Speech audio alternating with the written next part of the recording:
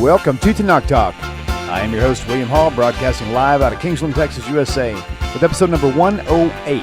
Rabbi Tovia Singers, Let's Get Biblical Q&A, coming to you from Jakarta, Indonesia. Rabbi Tovia Singer. Welcome back, Rabbi. Always a pleasure and an excitement to have you here all the time. All the time. Yes. 7 days a week. Okay, 6 days a week would be nice, but unfortunately, we'll just take what we can get for now. How's that? That's a big privilege, and it is. worked out very nicely. Okay, good. Very good. Awesome. So how's your, no, I won't say that. I was going to say, how was your Christmas? How was your, just being a smart aleck. A friend of mine called me up. He goes, I'd really like to talk to you, on Monday, if you don't mind, after your Christmas dinner and all. I'm like, really? Come on. What's funny is my Muslim friends, I don't know, apparently there's a similar sense of humor. So they're writing me Merry Christmas, and then with like a big smiley stupid face. Oh, that's funny. So, yeah, because Muslims hate Christmas, and properly so. So they, that's funny. Merry Christmas and so on. So I've gotten a few of those. So right. I got them. Thank you, sweethearts. All right. I gotta say, my my brother, my older brother, he's like really dear to me. We're like best friends. He's opening his eyes to Torah versus the New Testament, and he said something pretty interesting this morning. He said, he goes, the whole Christmas thing still puzzles me today. He goes, if you really were a Christian, he goes, that's one holiday you would not celebrate. I said, that's a really great point, because it's got pagan roots all from the very core of it is pagan. Interesting. So, but anyhow, well, cool. It's good to be back. All right. Well, I'm going to. What's striking about that, I'll just say this, yes, is that Christians know this. Right. That means that although Christians may not be aware of Easter and its pagan sources, almost all Christians know that. Above 10 years old, recognize completely that Christmas is rooted in the worship of Sol Invictus, is the Latin words of the victorious sun, or the inconquerable sun, as the Greco-Roman world understood it, because after all, you can only imagine in the ancient world, worshiping the sun was central to so many religions throughout the Greco-Roman world and much earlier. And of course, the winter in the northern hemisphere was a time of great anxiety. The nights were getting longer and the days shorter, and their sun god was receding. But something began to occur around December 20th, 21st, and that is, there was a turn. They didn't have clocks the way we do today, which are as precise as we have in our time. But by the December 25th, they were certain that this distressing series of events had turned a corner, and finally the sun was returning, and they would celebrate this with wild festivities throughout the empire. This is very well known, and in fact, the evergreen tree is used as the tree that symbolized this fantastic idolatry, this avodah zarah, this abomination, because the leaves never turned brown. So the tree defied the winter, and therefore we're going to use it. And it's so ancient, in fact, that Yirmiyahu Hanovi HaKodesh V'Ator, this great holy prophet of blessed memory, who lived 2,500 years ago, meaning he lived 500 years prior to the advent of Christianity, warned us, don't do what the heathens do. Wow, right. Read Jeremiah chapter 10, verse 3. Right, all the way, the first 5 passages. Right. Don't do what the heathens do. They look up to the sky and they look for a sign in the stars. And then what do they do next? Yirmiyahu says it. Open it in your Bible. I don't care if it's a King James with a big cross on it. And they go into the forest and they chop down the tree and they bring it into their homes and they nail it down so it doesn't totter, and then they deck it with gold and silver. Not kidding, it's there. Right. So really what is astonishing is, it's one thing if a religion is misled, misapprehends, or thinks that they're celebrating something that that is holy, and it turns out they just don't know. But here they all know it. They know it well. In fact, there are Christian groups like the Puritans and so on that will not celebrate Christmas. There are such Christians, but they're a miyat sheba miyat. They're a minority of a minority, but they're there. Right, and if you go to any Christian priest or any galach, any pastor, whatever, they'll all tell you, Jesus wasn't born December 25th, and based on Luke's infancy narrative going there, it's likely a different time completely. They know. Yeah, and even all the Torah says, "Shakas shaksenu." You should utterly be revolted by idolatry, and you should not leiselchu b'chukas hagoyim, and you shouldn't imitate the ways of the nations. They do it. Why do they do it? Because they're bad people? No, it's because for them it's what they grew up with. This is a family time, present time, and so on and so forth. But it's an absolute abomination, and people should stay away from it. And certainly should not attend. It's not Jew or Gentile. It's nothing to do with a Jew or a non-Jew. Nothing. No human being, no person created in the image of God should attend Christmas parties and dinners and all that stuff. Not walk away from it, but run away with it. Run away from it. Of course, it doesn't mean you have to start a nuclear war with your family. Sure. You could certainly talk it through, find a way to get out of it. But it's important that no child of Hashem, no Ben Noach, no descendant of Noah should attend such an event. Or even help set up for such an event. Nothing. It shouldn't be involved in it. What would you do? Would you go set up a big feast for Baal Peor? You wouldn't do that, would you? Right. So that's all. It's not complicated. This is not, I'm not saying anything here that's complicated. The strange thing, again, is that Christians know this. They absolutely know it. And they go, we chose this as the day. Let me put you on the spot. Let's say I'm 17 years old. I'm following Torah, still living at home. But my parents are Christian, and let's say that I'm under their authority, and they tell me you need to help me set up the Christmas lights and the Christmas tree. Right. What does that 17-year-old do? And then we're going to spin that to like a 25-year-old adult living with their parents. Both scenarios are very important. Yeah. So I'll give you the answer. The answer applies. This is a non-Jewish issue. The Torah says, "Es imoives aviv tiro, es shabsosai tishmeru." There's a passage that says you should surely fear your mother and your father, and you should observe my Shabbos. It's a passage in the Torah. Okay. Now, this sparks a striking question. Why are these? What's the juxtaposition? There's not an extra letter, an extra word in the Torah, and everything is forged in our holy scriptures in a precise way. The Torah says you should fear your mother and father, and you should guard my Sabbath. And the question is, what are they doing in the same passage? I didn't say you fear your parents. I didn't say you're supposed to protect the integrity of God's commandments. But how do they wind up in the same passage? What do they have to do with each other? And the answer is very obvious, and that is a person, Jew, or any child of any person created in the image of God. Because every human being has to fear his mother and his father. But there's an exception, and that is if your parents tell you to worship idols or to be engaged in any kind of sin. Let's say your parents say, eat a big pig, bow down to a statue, and mean it. So, divrei Arav, divrei Talmud, divrei Mishaymin. If the master says something and the disciple says something, to whom do you listen? So the answer is that ultimately the Almighty is the Father or the Creator of all of us. So therefore, the one exception is that if your parents tell you to sin, so then you can't listen. You cannot fear them. If they tell you don't worship idols or in any way be connected with idol worship, that's the one exception where you do not have to honor them and fear them. You fear Hashem. That said, because I know I'm going to get 5,000 emails, don't send them. Please don't start World War III.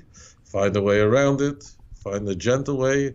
And also, it's a good idea to share with your family. Maybe it's not the best thing. We should consider not celebrating these sort of holidays. But do it in a way that's careful. Be careful, because parents will take it.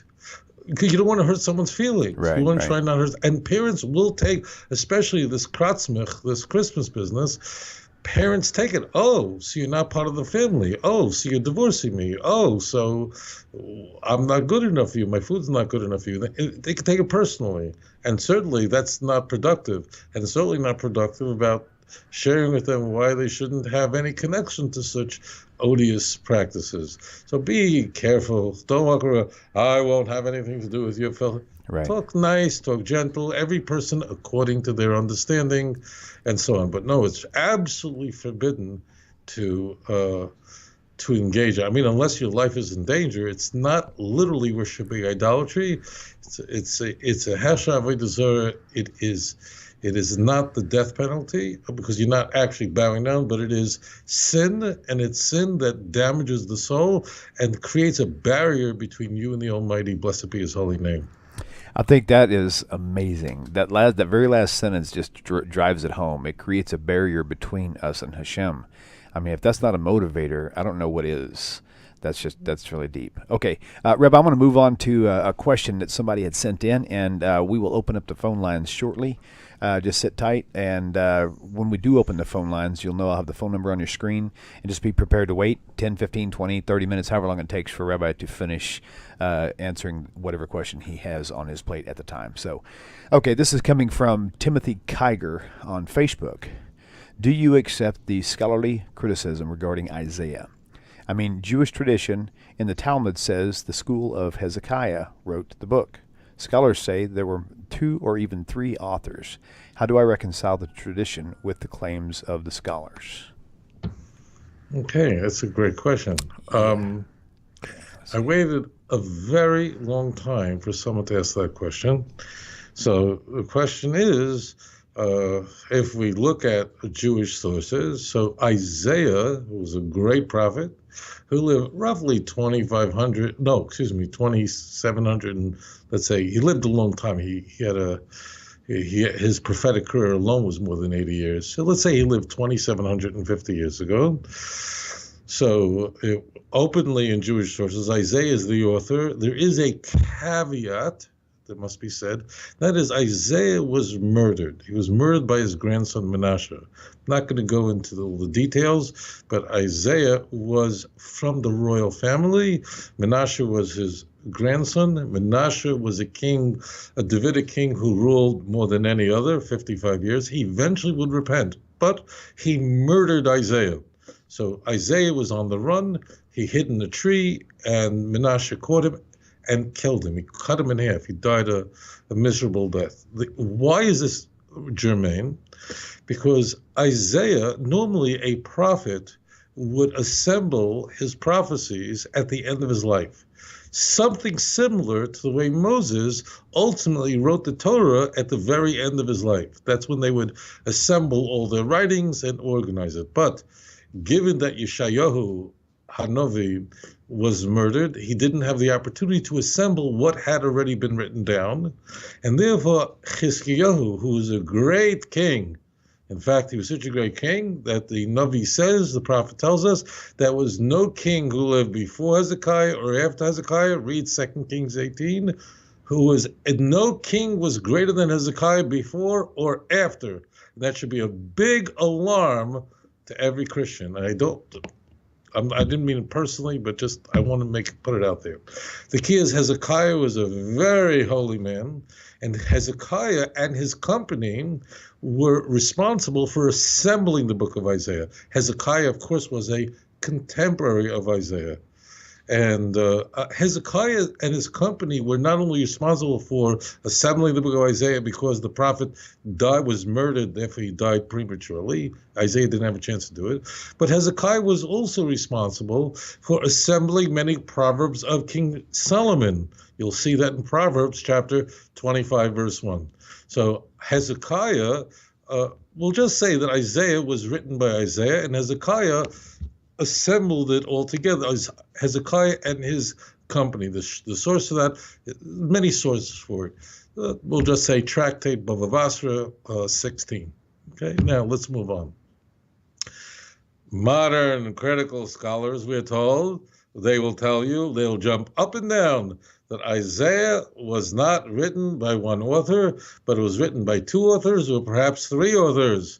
In fact, everything from Isaiah 1 to Isaiah 39, they claim, they argue, was written by the original Isaiah, the original prophet, meaning dating back, as I mentioned earlier, roughly 2,750 years ago. And then there was another author who wrote from Nachmu Ami, from Isaiah 40, verse 1, all the way through Isaiah 56. And then they'll even say that that's a Deutero, meaning a second Isaiah, and he lived during the Babylonian exile, during the Babylonian Empire. And then there's even the Trito Isaiah. There's a third Isaiah, many argue, many of these so-called scholars claim, who wrote from 57 all the way through 66. Okay, got it? Now, people say, oh, the consensus of scholars say that Isaiah wasn't written by one author. This is all complete nonsense. And in fact, the people who make such a claim are the fringe of so-called scholarship. And I say fringe, you go, what do you mean? I can go to any university in the world, unless you go to Yeshiva University, unless you go to a religious school, or I will give a nod to the Christian universities. If you go to Moody Bible Institute, they will tell you that's nonsense as well. But the point is, the people who know Isaiah cold, backwards and forwards, in Hebrew, in Lashon HaKodesh, and study it constantly, whether you're in Hebron, you're in Eli, you're in Shiloh, you're in Jerusalem, they know Isaiah backwards and forwards better than any of the guys teaching at Harvard. They'll all tell you it was written by one author. Now, listen very carefully. There are two kinds of academic scholars. There are those who are honest and those who are dishonest. I remember quite a number of, that was that long ago. I'm guessing, I don't know, 6-7 years ago, I was lecturing in England. I don't recall the university. It was a conference of many of biblical scholars from around the world, who gathered for a conference where thousands of people would attend, thousands. And I've done this in different types of Limud, Cage, all these different conferences over the years. And you're a speaker. You're one of the invited guests, to speak. And let's say I will do, over the course of 3-4 days, I'll do 3-4 presentations. Right? So they bring me to wherever it's being held. And then I do 3, but the whole day, from morning till night, they have scholars teaching. So when I'm not lecturing, when I'm not the presenter, there are other presenters, and many of them are, of course, the biblical scholars from all kinds of universities. I'll never forget, there was one woman, she's a professor at Cambridge of biblical studies, and she was giving a lecture on the book of Isaiah. Now, I wasn't doing anything. Why? Because I already gave my lecture before, and I was curious to see how she would present it. How does this this scholar with who knows how many PhDs, how would she present it? And now, of course, I was very familiar with this whole business, but I was very curious to see what would she say? What would she do? So I have to say that she was honest. She, in her introduction to the book of Isaiah, she said, we believe that Isaiah was written by 3 authors, as I mentioned a moment ago. But she said, why do we believe that Isaiah wasn't all written by Isaiah who lived 2,750 years ago? And the reason is, and she was right, honest, meaning she was being forthcoming. And she said the reason is very simple, because of Isaiah 45, verse 1. Isaiah identifies Cyrus, who is the first king of the Persian Empire. There was a father-in-law between the Babylonian Empire and him, but we'll just say there was Cyrus the Great. And Isaiah openly identifies Cyrus. If you start reading from Isaiah 44:28, 45:1, you can go further, 45:13. In fact, 45 is, in one measure or another, devoted to him. It's beyond the scope of the question. But the point is, she said, we can't accept the fact that Isaiah was writing 2,700 years ago, that he should know about Cyrus, who didn't live yet, who's going to live nearly 2 centuries later. And in the academic world, a priori, they come with their intellectual and emotional and all kinds of baggage. They a priori do not believe that this is a holy book. It's an unbelievable thing. Even though the book is said to be holy, they're the scholars of it, their lives are dedicated to show that it's not holy. And they cannot accept that this is the word of Hashem. So therefore, what they do is they reverse engineer it. It can't be that Isaiah, who lived during the Assyrian Empire, Assyrian Empire, how could he possibly know about the ascendancy of the Persian Empire and the destruction of the Babylonian Empire? It's not possible. We don't believe a priori that God had anything to do with it. And Isaiah was just a nice old man who had incredible, Hebrew, and it gives us insight into the way Jews thought. But no one who lived 200 years ago could possibly know about no one 200 years ago could possibly know about, I don't know who, about George W. Bush, about the fall of the Soviet Union.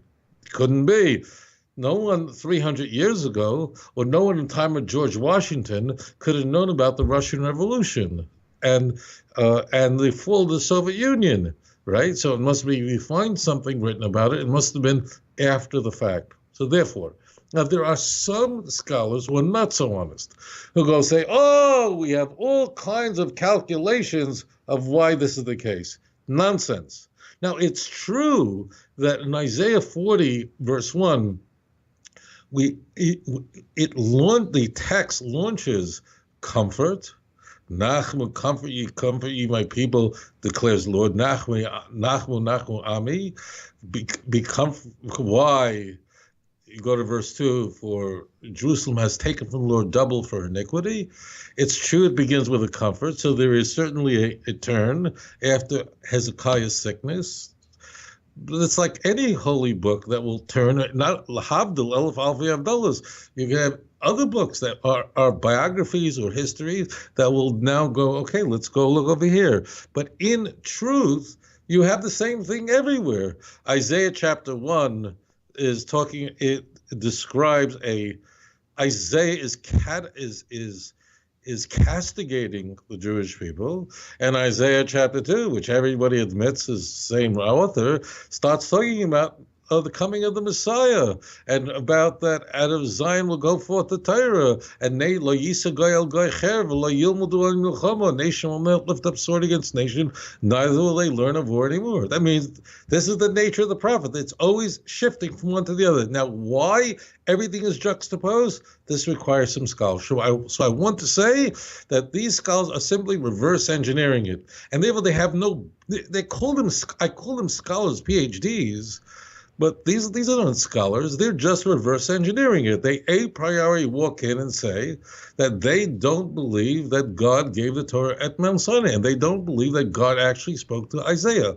Or the more honest one will say is, we in the academic world don't have the tools. It's simply we don't have the tools to examine such a claim, and therefore we have to explore this ancient document, namely the Jewish Bible, using the same methodology that they would be studying Cicero's Republic, or any book from the ancient world. But you can't do that because the Tanakh claims to be the Word of God, and Cicero's Republic, all 6 volumes, doesn't claim to be the Word of God. You therefore do not have the tools to examine it. Now, one more point that must be said, but they actually say this as fact, and this is what's really wrong about it. They want to say is, based on our system of what we can understand, and based on the tools we could use in a secular academic world and the science of studying ancient works, we have to conclude that someone else must have written it. Why? Not because there's big fat evidence anywhere, but because we're stuck. We can't go and say that it was written afterwards. Now, we can't say it was written before, that Isaiah could have known about Cyrus. That's not possible for them. But what they should say is, we're not qualified. I mean, I wouldn't have my doctor who does root canals deliver my grandchildren. I just He's a doctor, it's true. He studied, it's true. But I wouldn't have a dentist deliver babies. That's all. That's it. Is there something in common? Yes, but you're just not qualified to make such determination if you don't have those tools, which they all say. We, in studying history, don't have those kinds of tools. Now, one other point which illustrates how foolish this is, that is that, as it turns out, they argue that Isaiah 1 through 39 is authored by the original Isaiah, and it's only the later books that were written by later men who then claimed to be Isaiah but weren't. That means they're forgeries, and then they were slapped together, okay? But the problem they have is, and no student at the university could push back, I'll explain that in a moment, is that Isaiah 13 and 14, particularly chapter 14, Isaiah is describing the downfall of the Babylonian Empire. Not kidding, of the Babylonian kings. That means Isaiah addresses Babylonian kings and it talks about their haughtiness and how they're going to come down. Now, that means Isaiah is addressing the Babylonian Empire. I have news for everybody, my friends. Isaiah lived long before there was anybody ever heard of a Babylonian Empire because it didn't exist yet. So when you say something that's not true, you're going to get in a lot of trouble, and you look like a big idiot. And that's what I said to people who are knowledgeable. Now, granted, you have a young student who goes to Yale, and he's taking a course in Old Testament, and he goes to Harvard, he takes courses in Old Testament. He doesn't know this. They don't study Yeshayahu. That means they come in. Of course, they know a few things here and there. They're not conversant in it, so they can't push back.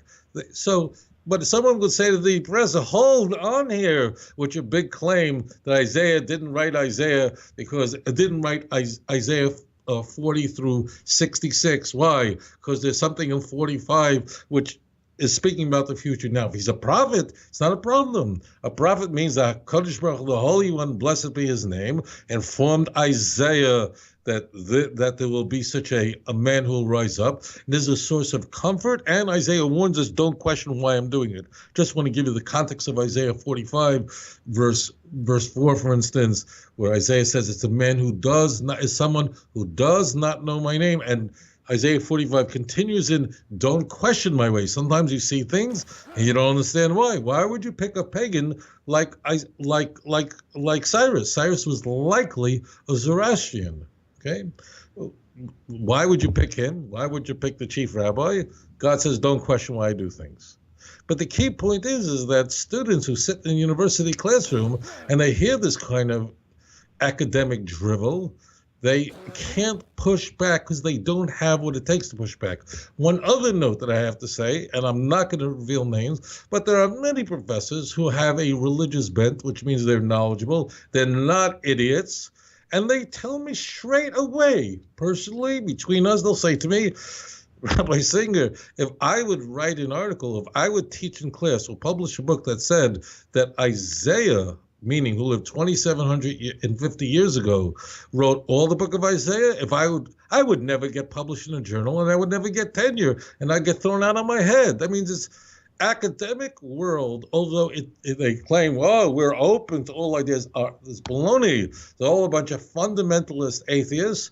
And if you dare try to violate that world, and if you dare try to go up against it, you find yourself that you're in North Korea, and they will throw you out on your head, and you'll never get anywhere. You won't get tenure. You won't get hired if you ever publish that. The same thing goes for Daniel. Daniel very clearly in the last three chapters, particularly 10 and 11, it describes the Greek Empire, the death of Alexander the Great, the four kingdoms that emerged following Alexander the Great in the Greek Empire. How could Daniel, who lived during the Babylonian exile, have possibly known about the Persian Empire? I mean, he lived in the Babylonian Empire. How could he know about what was going on in the Greek Empire? He couldn't. It must be Mucher Leimer. Daniel later. They do the same thing. Why? Because they can't accept the Torah from Hashem. So they say that Daniel lived during the time of Maccabees. That's what they say. And I say this to you. Listen carefully. If you read books written by the biblical academic world, that so-called, they're all going to say that. If you've read these books, you know what I'm not I'm not setting up a straw man and toppling. You know that they all say this, that the book of Daniel was actually written during the time of the Greek Empire, and he didn't really live during the Babylonian Empire. They say it. And I'm going to challenge you on this. I don't know the percentage, but I'm going to make this up.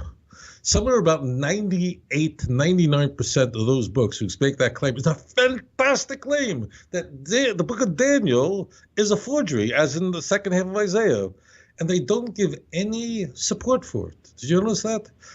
I don't want to embarrass people. I'm not interested in it. You know, and I know that when you read these books about the Bible, they go, and whatever words they use, they'll go, of course, everybody knows that Daniel, or they just go, Daniel was actually written during, 2,200 years ago.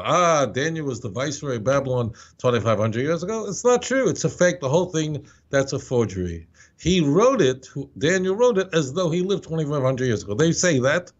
And if you read biblical works, 99% of the time, it's so rare that there's an exception to this, they'll just simply say it. We know that it's true. Do you know what kind of claim that is? I need to say this because no one's talking about this, and I'm not some sort of genius. I mean, this is so, like, where's your support for this? Now you go, the support for this is so thin, it's stunning. First of all, we have the Dead Sea Scrolls. The Dead Sea Scrolls, which date back 22, 23, first, second to third century BC, is loaded with the book of Daniel. The people who lived in Qumran, the people who we believe are the Assyrians, there's loads of books of the book of Daniel as scripture. They knew it was scripture, and they lived in the same time.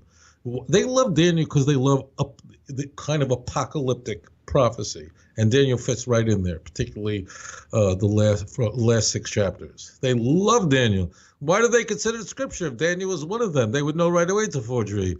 Number 2, Daniel rose to be the viceroy of Babylon, vice president of the United States of America. A Jew, not just any Jew, a great rabbi, not just any rabbi, he was a prophet. He was, not only that, he was from the royal line of David. This was a person who came from Judah. He was of the most elite, not that he was an amazing person. He just was born to such a family, and and everybody knew this is the Babylonian Empire. This is not Luxembourg.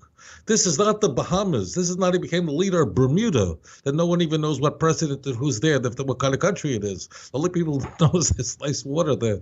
No one knows who leads these countries. This is the Babylonian Empire. That means this is the United States of America. That was it. The Babylonian Empire that defeated the Assyrian Empire. All the Jews knew, of course, he was one of our prophets that became the viceroy. How do you invent up a history like that? That means you need tremendous evidence, not some thin, convoluted evidence which almost no one offers. Moreover, I'm just going to give you a few points, because I don't want to overwhelm the viewer. We have a witness to Daniel's status in the Babylonian Empire. Namely, we have a contemporary, and this is very unusual, meaning we have almost nothing from the ancient world. There is almost nothing that survives that's 2,500 years old. Very, very little. There's a dearth of literature. It's not like today you could publish in Amazon. In the ancient world, what do we have? We had nothing. We have almost nothing that survives. We have little cuneiforms, but very, very little. As it turns out, we have something humongous. And that is, we have the book of Ezekiel. The book Yecheskel HaNovi lived during the Babylonian exile. Moreover, everybody concedes that Ezekiel lived 2,500 years ago. Even the academic world concedes that Ezekiel was a prophet of the Babylonian exile. Why is not germane? Why they all have to concede that point? We know where he's buried. He's buried in Iraq, right about 45 miles outside of Baghdad. The point is that Ezekiel, a witness in conversation, he's speaking agavurche, which means he's addressing the king of Tyre, He's addressing others. He says, do you think you're as wise as Daniel? That's what he says. Now, Daniel was known for his wisdom. That means we have a witness from the ancient world that would live during the Babylonian exile, that no one disagrees with Babylonian exile. He's not trying to make a point. He's not trying to prove anything. He wasn't dealing with Harvard University professors, and he just is castigating people going, you think you're as wise as Daniel? Take a look at Ezekiel 14 and so on. So we have a witness. How would you convince the Jewish people if Daniel never existed in the Babylonian exile, and every Jew everywhere in the world, from Yemen to Iraq to everywhere, we all knew about Daniel. There's no controversy at all. And they all have to claim that Daniel was written later. Why? They're reverse engineering it. So the bottom line is the following. The academic world is a godless world. Now, there are some godly people who teach, who have a good job, and they want to keep their job. And just like in North Korea, if you write the wrong thing or if you express the wrong thing, you're going to find yourself in a lot of trouble. You're going to find yourself that you're going to become dog food. In the academic world, if you defy it on their fundamentalist thing, believe me, they're the biggest fundamentalists in the world. They make Jews, Muslims, and Christians look like nothing, like liberals from the New York Times. These guys are the real fundamentalists. And if you defy them, you won't get tenured. If you defy them, you will not get if you write what I wrote now, you will never get tenure. You'll never get published in the academic journals. It'll never happen. So the answer is Isaiah wrote all of Isaiah. The academic world sort of portrays itself like it is fringe. If you go in the Jewish world, in the Torah world, people who study day and night, who know Isaiah backwards and forwards, cold in the original Hebrew, which most academic scholars do not. It doesn't mean they can't read biblical Hebrew. But for them to even write a paragraph in biblical Hebrew, go over to them, ask them if they can do it, and you're going to be very shocked. They can't touch the guys who are sitting and studying this day and night. The answer is it was written by Isaiah.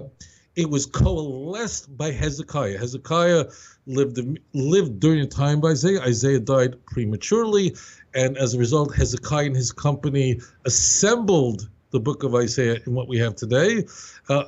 Not only that, Hezekiah assembled other texts, like we have the parables and proverbs of King Solomon of blessed memory. In Isaiah 45, verse 1, it openly states that Hezekiah assembled many of the proverbs. And one other thing should be said, that many of the proverbs of King Solomon were lost. King Solomon, we're told in 1 Kings, gave us 3,000 parables.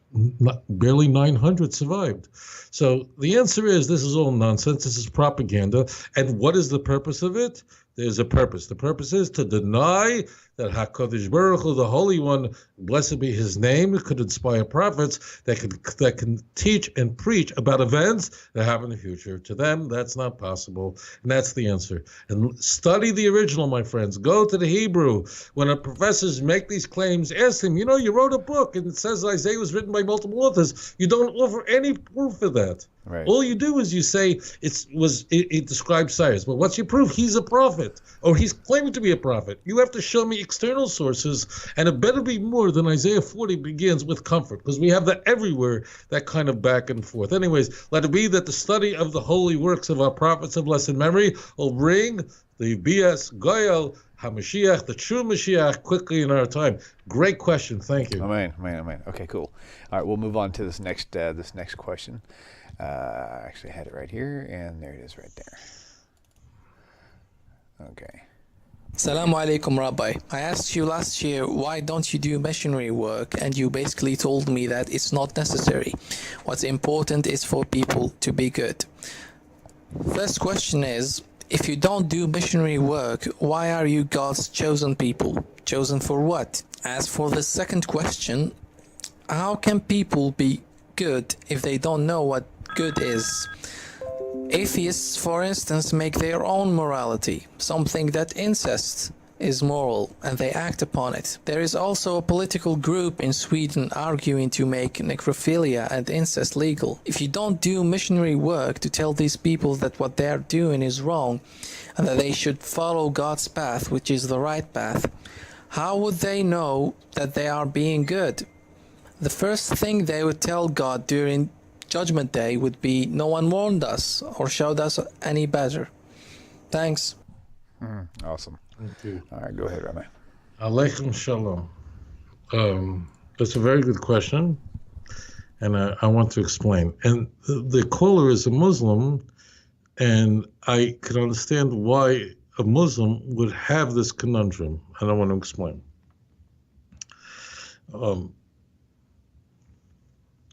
So Judaism is different than, we'll just talk about the so-called Abrahamic faiths, Judaism, Christianity, and Islam. Let's take Islam for a moment. If a person denies the fundamental tenets of Islam, then the person is not a Muslim. He's a kafar. And he was born to a Muslim family. It doesn't make a difference. He could have been born in the middle of Mecca, but if he, for whatever reason, he decides to become an apostate, so he's out the door, he's out the window. He's not a Muslim anymore if he denies the central tenet of Islam. If he denies that there's one God, denies that there's only one God and says there are many, many gods, or denies that there's a God altogether, he's not a Muslim. His parents are prominent members of the Islamic community in Saudi Arabia. It doesn't make a difference. He's not a Muslim, okay? That's because Islam is a faith. Although Islam emerged out of a crucible of the Arab world in the Arabian Peninsula, and its holy book is written in the Arabic language, but it doesn't make a difference, even though it doesn't mean you're not a Muslim. And Muslims believe that if you deny God, or you believe in many gods, then you are definitely going to hell and you are not going to heaven. You have, in fact, in Islam, if you believe in more than one God, in particular a partnership kind of idolatry called a shirk, you will never ever be forgiven for that violation, because there are a number of ways in Arabic to say idolatry. That's the worst form of idolatry, worshiping a true God and adding a partner onto it. Okay, so you're not a Muslim. Period. You're out the window. Even if someone incidentally, I'll go further than this. Even if someone incidentally believes in the central tenets of Islam, believes in one God, believes that Muhammad is the final Rasul, they seal all this stuff, but they like the Ahmadiyya, they teach that Jesus came in the form of another guy, let's say a little in the 19th century, and Jesus actually died. But you're out the window, and they will insist these people are not real Muslims. Okay. With Christianity, it's the same thing. In Christianity, if you don't believe that Jesus is the Messiah, you're going to hell. There's no hope for you. If you're not a Christian, you're going to hell. And these religions, therefore, actively engage in trying to bring members of other religions to their religion. In Islam, there's people engage in dawah, which means, it literally means to introduce, but it means to reach out and have people join the Islamic religion, and understandably so, because they believe if you don't belong to the Islamic religion, the general consensus is that you're going to go to hell, that you're going to go to Gehenna, you're not going to go to paradise. Okay. With Judaism, it's a little more complicated, and this perhaps will explain the position of religious Jews. That is that if a person is not a Jew, Jews in Judaism, we are not just a belief, which we are. Judaism is a belief based on fundamental tenets, but we're also a people. We're a nation. And because we're both a person, we want people to worship the one God of Abraham, Isaac, and Jacob, for sure. And we are called to be a light to the nations, and Or Lagoyim, Isaiah 49, verse 6. And we are told in Exodus chapter 19 that we have to be a mamleches kohanim v'goy kadosh. We have to be a kingdom of priests and a holy nation. And what does it mean if the Jews are the priests of the world? Who are our congregants? If the Jews are, in a sense, called to be the rabbis of the world, in some way, the teachers of the world. So who are our congregants? The nations of the world. But we believe, and we could see it very easily in Scripture, that if a person is faithful and keeps what we today call the Noahide laws means that they keep certain commandments, meaning they worship one God and no other, and they don't commit blasphemy, and they are honest in business and don't steal, and they don't engage in murder, and they don't cause an animal suffering, and they don't engage in moral depravity, and so on and so forth. That person, even though the person is not Jewish, that person has a place in the world to come. That person, after he dies, goes to Gan Eden, goes to paradise. And therefore, we do not have the impetus, we have no reason to convert people to Judaism, and we don't try to evangelize in that sense. We don't try to teach people who are not Jewish to convert to Judaism. But we certainly want people to believe in the one God of Abraham, Isaac, and Jacob, but not to convert to Judaism. And in fact, to some degree, we'll try to talk people out of it. And the reason is we're very worried. Why? Because if a person is a righteous among the nations of the word Gentile is a Latin word. It's not a Jewish word, it's a Gentile word. So in fact, we have no word really remotely resembling that word. There are other, you can say Goy, but the Jews are also called a Goy. And a Goy really means a nation. You could say circumcised, uncircumcised. There are words used, but none of the words adequately cover the term Gentile. But the point is the following. A person, any descendant of Noah, which means the entire human race, are created in the image of Hashem. And if they live their lives in a way that is loyal to the Almighty, blessed be His name, and they do it not because they think it's right, but because God commanded it. So an atheist who lives a moral life but denies God has no place in the world to come. We want people to adopt this. And look, you're talking to a person who, I'm not great, there's nothing, but I have clearly devoted my life to helping people of all nations come to know about the God of Abraham, Isaac, and Jacob. But we are reluctant for people to convert to Judaism, and that's where the mistake occurs. In that, and this is where Judaism is different, because in Islam, if you're not a Muslim, you're going to hell. I want to just caveat, because there are many Muslims who believe, based on a passage in the Quran, that someone who worships one God and who's one of the people of the book can go to heaven, but we'll just leave that out for a moment. We'll just say that Muslims, the general consensus is that non-Muslims, I say Muslim here with a capital M, not someone who submits. People who are not a member of the Muslim religion will go to hell. There, again, are some Muslims who don't believe that. Many sweet Muslims said that they believe that I will go to paradise. They're very sweet. It's very nice. But generally, that's not the general consensus. So I want to go with that. The key problem in Jews evangelizing or witnessing or dawah or whatever word you're going to use to convert to Judaism is very simple. The reason we are reluctant, and someone who does come forth to convert to Judaism, it's going to take a lot of time. No one's rushing them. We want to make sure 100 times when we try to say, maybe you want to think of it as very simple. There are many commandments upon every human being, but for a Jew, there are 613 mitzvos. Now, granted, not all of them are operational today. Hundreds of them relate to the temple, the sacrificial system. There are many commandments that come upon a woman, not a man. Many on a man, not a woman. But there are commandments, many commandments on a Jew that don't apply to someone who's not Jewish.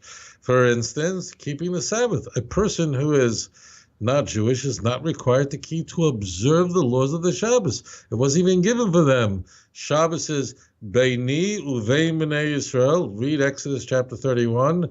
Oisi li'olam. It's between me, meaning God, and Israel, and it's an eternal covenant forever and ever.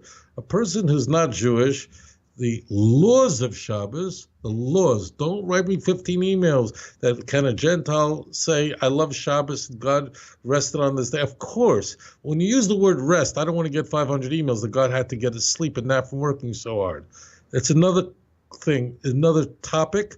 The word Shabbos or Shavas is a type of rest. It's not a conventional rest, but I don't want to go off topic. The key point is now a person who is righteous, who lives a proper life and fears Hashem, that person on Yom Kippur, on the 10th day of the 7th month, can eat a pork sandwich driving a car, and pork and cheese, and there's no violation in Jewish law. There's no violation. The person has not sinned by eating a horse meat sandwich on Shabbos that comes out on Yom Kippur. It's not a problem. No sin at all. So what are we going to do if the Jews are concerned about something very simple? And that is that if a person who's righteous in the eyes of Hashem, who follows the commandments that were kept by faithful people like Job, and then they go and convert to Judaism, which doesn't help them in their salvation. So what happens if they change their mind? They go through a conversion, and then 3 years later they go, you know what, I don't want to be religious anymore. And one other caveat, you can't convert out of Judaism. Once a person converts, they are part of the nation of Israel. You can't undo that. You can't undo that conversion. And therefore, if someone converts to Judaism and then decides, oh, you know what, I'm not going to keep Shabbos, I'm not going to keep kashrus, I'm not going to keep all these mitzvahs incumbent uniquely on a Jew, so now it's a disaster. He's a sinner. It would have been much better had he never converted.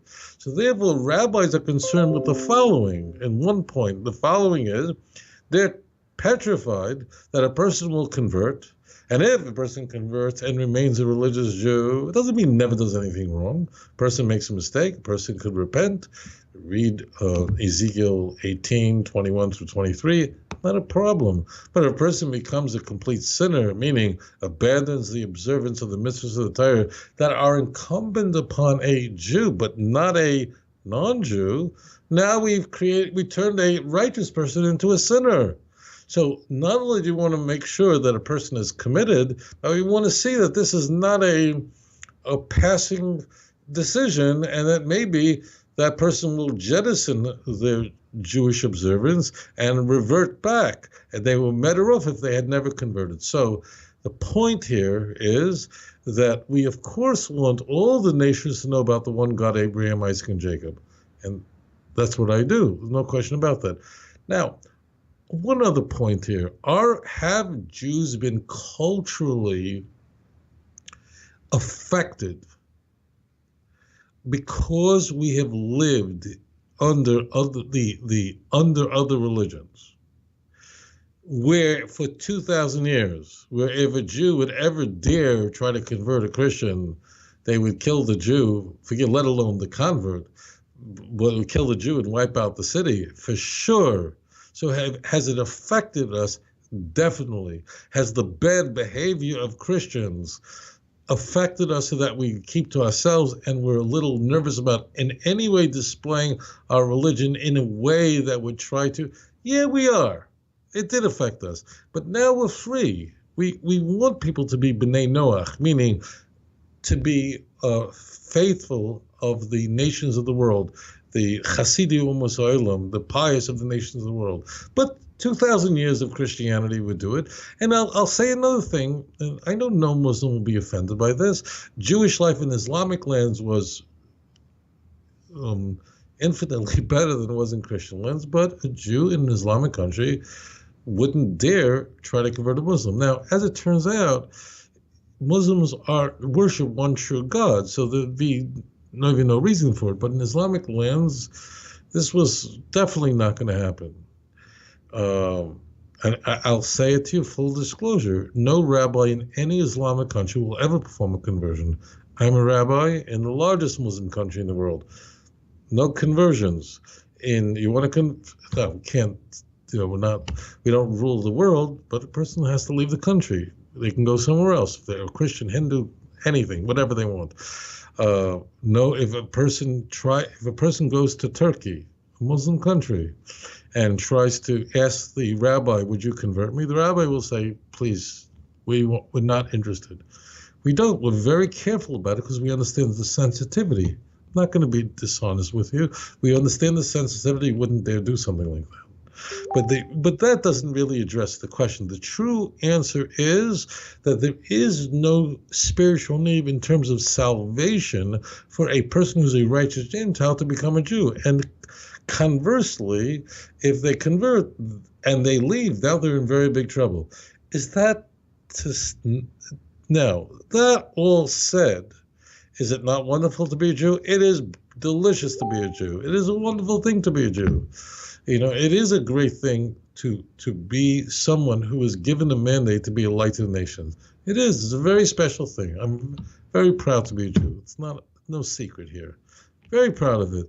And I rejoice over my faith. I'm very grateful. My family, my parents gave me a Jewish education. I love being a Jew. Of course I do. And people who convert, it's amazing. Today we don't even know how many thousands of people are converting to the Jewish faith. There are a lot. Something that's unprecedented in history. Part of it is the freedom. Part of it is just Judaism is very, very popular now. Why is it popular now is beyond the scope of the question. So we have to divide this up. Do we want, I'm talking about religious Jews. I'm not talking about secular Jews in Hollywood. I'm talking about religious Jews. Do we want the world to worship the one God of Abraham, Isaac, and Jacob, and to live by the Noahide laws? The answer is, of course we do. But do we want people to convert to Judaism formally, meaning joining the nation, not just the belief of Judaism? That we're very concerned about. Because if a person converts, they have many more commandments, and we're very afraid. Rabbis want to protect the integrity of a person's relationship with God, and I will say this, that 2,000 years of exile, living either in the Christian world, which was hostile, is not to say the world, we were living on a knife's edge, or in the Islamic world, Jews were a protected people as a people of the book, but Jews did know their place, and Jews would never dare evangelize. Try to convert a Muslim to Judaism, just never would. And therefore, did it shape our approach? A little bit, yeah, I think it did. And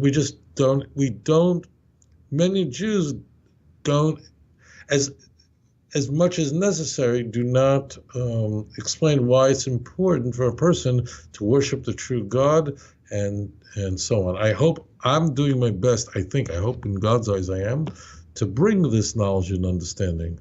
But that's the real answer. We don't want to make a person's spiritual life more difficult. But if they're totally committed, they want to be a Jew, there's nothing stopping them from converting to Judaism. Okay, so that's the answer. Thank you very much for your thoughtful question. Awesome. Okay, I'm going to go ahead and move on to this next question here. Hope I did. Oh, yeah, there it is. Okay. Bear with me. Hello, Rabbi. My name is Jeff Herman. I'm sending you this message from Saskatoon, Saskatchewan, Canada. I know, eh? But Rabbi, thank you for taking my question. And my question is this. What is the general agreement amongst rabbinical school of thought in advising a Ben Noach coming out of the church, and as to where they should go, or what community should they be a part of in the event that there is no Ben Noach community in the small center like Saskatoon? Rabbi, I ask this with regards to, is it advisable to cleave onto the Jewish community and essentially become a part of it, or would you go as far as to advise that one would stay with where they're at, keeping in mind such scripture as 2 Kings chapter 5 verse 17 to 18, or even Ruth chapter 1 verse 15? So I look forward to hearing your answer to that, Rabbi, and I thank you for your time. Bye for now. Awesome. Cool. Those questions are coming in by the truckloads about the Ger or the Noahide. This is good. Go ahead. Yeah. So when people ask my opinion doesn't matter. The question is, what does Scripture say? And the place where we would look, the best place, the most luscious place, the richest areas of Scripture that inform us how the nations of the world who worship the true God of Abraham, Isaac, and Jacob, what they should do is really in messianic prophecy. It's really in messianic prophecy. What do you mean? The Messiah has not yet come. But the messianic prophecy is there, was preached to generations who would not see the coming of the Messiah, because messianic prophecy informs us what the world should look like in a perfect state. Okay? It's very important. That means, why did Isaiah preach all this messianic prophecy 2,700 years ago when no one he was preaching to would ever see the coming of Mashiach? Why did they need to hear about it? You might think to yourself, oh, it was just to give them hope and comfort. Nonsense. It's not true at all. Messianic prophecy conveys what the world should look like in an ideal state. Very important. And therefore, that's what we should reach to in any generation, whether the Messiah has come yet, which he hasn't, or when Mashiach comes. The key of Messianic prophecy is, this is really the ideal way the world should be. Now, as it turns out, Tanakh is pregnant with passages that tell us how it is that a person who's a Ben Noach, meaning someone who's faithful to the God of Abraham, Isaac, and Jacob, but they themselves not Jewish, should behave. There's no shortage of passages, and that is they should cleave to the Jewish people. If you live in a place that I can't pronounce, and you want to be close to Hashem, the ideal thing is for you to pick up and to go to where religious Jews are. I didn't say to move to Hollywood or Beverly Hills. No. I didn't mean to the Jews of the New York Times. I don't mean those Jews. That every person who fears Hashem should want to learn about the ways of Hashem, and they should be as close as possible to the Jewish people. And as we see at the end of Zechariah chapter 8, the very last passage, chapter 8, verse 23, it tells us there that in those days, 10 people of different nations, of different languages, will grab the shirt of a Jew and say, take us with you. Ne'elcha imochem, we will go with you. Ki shamanu, for we have heard that Hashem is with you. That's the key. The key is that the nations of the world will come like a stream. They will stream up to Yerushalayim, and they will ki mitzian teiteteru dvar Hashem Yerushalayim, because out of Zion will go forth the law and the word of Hashem from Jerusalem. So the key is that, and we see the same thing in Isaiah 60. You go on and on. What a person who fears Hashem should do, if they want to live spiritually the richest life possible, is they should live among God-fearing, religious, devoted Jews, and they should learn as much as possible. Now, might you encounter some people who are not sensitive to the needs of those who are not Jewish because they're worried about the Jewish community? Maybe. That's none of your business. You keep pursuing it. So the ideal state is for people who fear God and want to understand Torah, because after all, the B'nai Noach, all the nations of the world have to keep the laws of torts, of damages, being honest in business, and Nezikin. So all these things they have to know how to worship God properly. How are you going to do that in Juneau, Alaska? Now, maybe this is the biggest Jewish community in the world there, and I never heard about it. But the point is, or Saskatchewan, wherever that is. I'm just kidding. So, therefore, the ideal is to be close to God-fearing religious Jews. Okay, they're not the majority of Jewish people, but that's what you should do. Now, is it possible for a Jew to succeed spiritually in a far-flung off place? The answer is, of course, but it's not an ideal environment, and it's certainly not an ideal environment for someone who is a Ben Noach, who's not Jewish. So the ideal is for a person to live close to a Torah community. There are many laws associated with living their lives as a Ben Noach. And I don't want to get 500 emails, where's Ben Noach in Tanakh? It's everywhere, okay? But Ben Noach, the term Ben Noach, literally means a child of Noah, son of Noah. Capital B, capital N, is just a conventional term that we use today.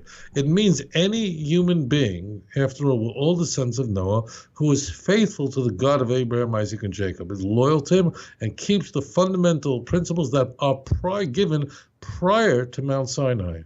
That's why Sodom was destroyed. It was long before Sinai. And not eating from a living animal we find in the book of Genesis. All these commandments are long before the Torah was given at Mount Sinai. So now the caller raised two cases very quickly, and I'll probably address them. One is 2 Kings chapter 5, and here we encounter the chief general of the king of Aram, the military general. His name was Naaman. And Naaman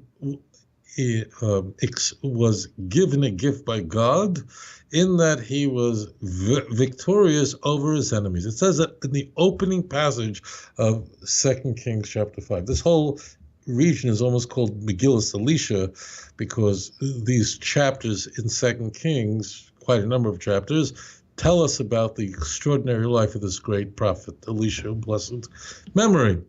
Now, Naaman, I'll just go through very quickly.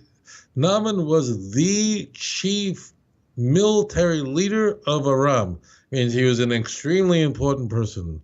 But if you're very, very close to the king, which Naaman surely was, meaning the king of Aram, you also have to be careful because, these are not democracies. And just like in North Korea, if any of the people who get too close to Kim Jong-un, whatever his name is, they can get your head chopped off. So to be very, very careful.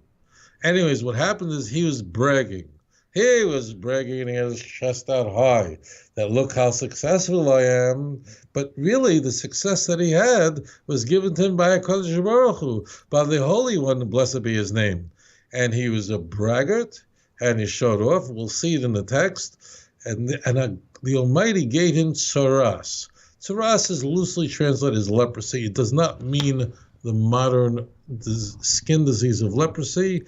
Why that word came to be called leprosy is a good thanks to our good friend Jerome, but we'll just call it leprosy so people won't be confused. He had leprosy, and he didn't know what to do. He had this very, very bad skin disease. Now, leprosy really, from the Torah Tzaras, is a spiritual disease that manifests itself physically, so it's not leprosy. And it was given to people who spoke haughtily, who spoke inappropriately, who behaved in a way that was completely inappropriate. What happened was he was a show-off, and after all, his military victories came from God. It says so in the opening passage of 2 Kings chapter 5. And he was, look at me, I'm a big hit. I'm such a successful warrior. It's me. He got leprosy. Oh, the folks around him said to him, he didn't know what to do. Folks said to him, well, there is a man of God, Elisha, if you go to him, and if you go to him, he could tell you what to do so that you'll be cleansed of this affliction. I'm making a very long story short, but it is a very intriguing chapter. The point is that Naaman, this very big military general, comes to Elisha. Elisha doesn't even come out to see him. The prophet of God doesn't even come out. But the messenger of Elisha sent to Naaman tells him to go into the Jordan River and immerse himself 7 times and he'll be cleansed. And Naaman's big mouth starts, I think it's verse 13, starts to rattle again. He goes, why do I have to go to a little stinky Jordan? I can go there, big, big rivers by Damascus. I can go there. Whatever it was, ultimately, he was convinced. People said, oh, this Elisha is very well known. Maybe the point is he did it. He finally went to the Jordan. He immersed himself and he was cleansed of his leprosy immediately. And Naaman, so this is a great teaching for Naaman. Hashem didn't give up on him. I mean, you'd think that, Naaman had a big mouth, and Naaman was certainly an idol worshiper because he didn't attribute any of his success to God. He worshipped the other gods. And he was converted. Converted means he now submitted and accepted the true God of Abraham, Isaac, and Jacob. And he recognized that this is from Hashem. His soul was totally converted. And he was shocked. And he went back to the prophet Elisha to thank him, and he offered to pay him. And Elisha wouldn't take money from him. wouldn't accept any money. Elisha wanted this to be a Kiddush Hashem, which means that what would happen to Naaman would be a sanctification of God's name. But Naaman made it clear that now he only believes in Hashem and in no other gods. He completely rejected all the religions that all the people of Aram worshipped. He jettisoned it all, and he worshipped the true God. Now, Elisha had a messenger who went and exploited the situation to take money from Naaman. That's not germane to the story. Here's what is germane to the story.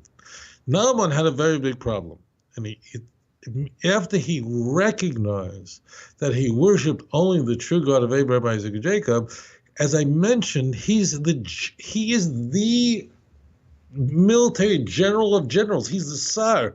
He's the head. He's essentially second in command of Aram. This is a major, major issue.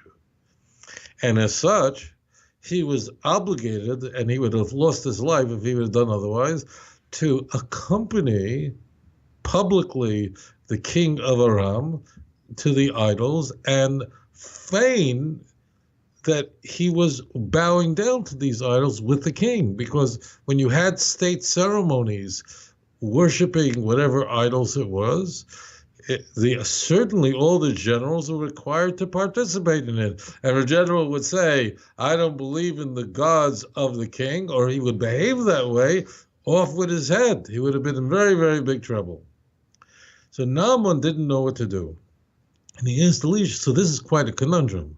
This is not like you are in Canada and you're in a major politician next to the Prime Minister of Canada, and you decide to change your religion. No one would care, because but in the ancient world, this would have been a capital offense to reject the God of the king openly. Now, what Naaman had to do was he had to bow down to the God of Aram, but he didn't believe in it. But he did it so he just doesn't get killed. So the question to Elisha that was posed to him was, can he fake it? Can he make believe he's bowing down, but in his mind he doesn't believe in it or not? And Elisha said it's permitted for him to do it. And it would be permitted for a non-Jew to save his life, which means he's not really worshiping that. He doesn't believe it, but he's doing it to save his life. He, as a Ben Noach, would have been permitted to do that. Incidentally, a Jew would not be. A Jew would have to give his life because it would be a desecration of God's name as a Jew. I don't want to get too deep into this. So Elisha is not saying, people don't read the text. Elisha is not saying that you can worship or believe in it. Elisha is saying that you can go through the movements of it but believe the truth to save your life. It means that's permitted to do it. By the way, it's meaning you can do it because your life is in danger. You can do it if your life is in danger. That's all he's saying. He's not saying it's a good idea or it's a fantastic idea. Naaman had a big conundrum, and Elisha's saying, look, I'm paraphrasing here considerably, but you're allowed to do that to save your life, because he wasn't doing it sincerely.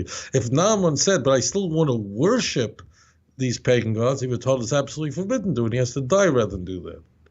So that's the story with him. So it doesn't in any way, there's no in 2 Kings, and read it for yourself. There's nothing in 2 Kings 5 where Elisha is saying, oh, it's such a good thing. You're a non-Jew. You're a Gentile. Sure, you can worship all kinds of other gods. Not at all. This is a very unique situation. We learn many things out from it.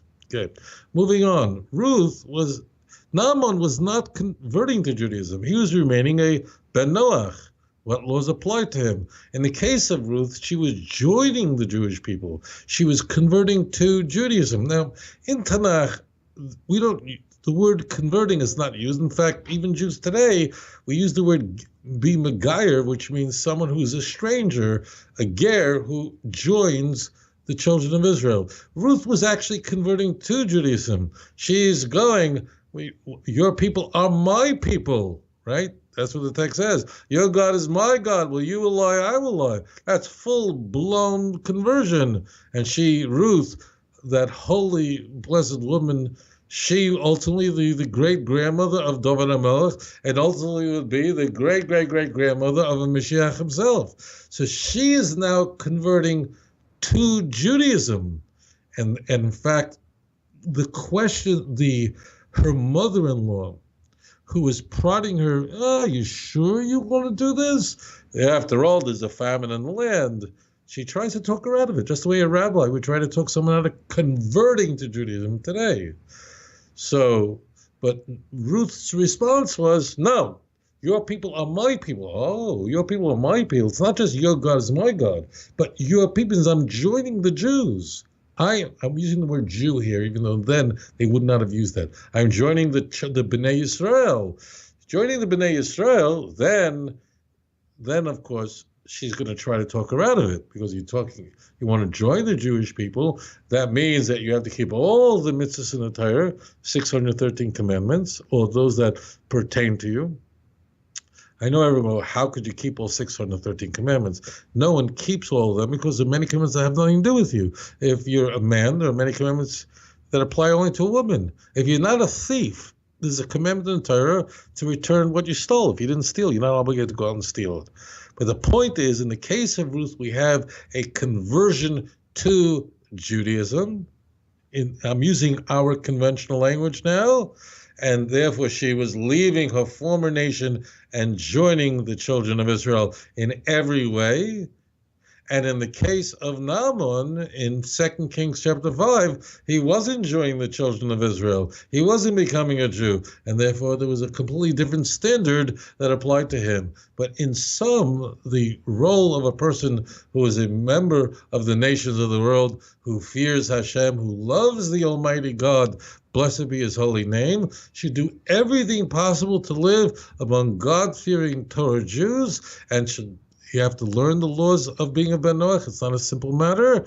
You have to know how to live your life, how to guide your life, and you should, if you're living on some place where there are no Jews, no religious Jews to be found, if you can, pack your bags and move for another place where Torah is taught, so that you can know all the laws of the Torah that apply to a Ben Noach, and wait excitedly for the coming of Mashiach, because the coming of the redemption of the Messiah and the era that he will usher in is really for the nations of the world. The purpose of the coming of Mashiach is that the knowledge of God will cover the world as the water covers the sea, as we are told in Isaiah chapter 11. And may it be that your devotion, commitment to being a righteous among the nations of the world will in fact spark the coming of the true Mashiach, B'meir B'yameinu, quickly in our time. Thank you so much for that question.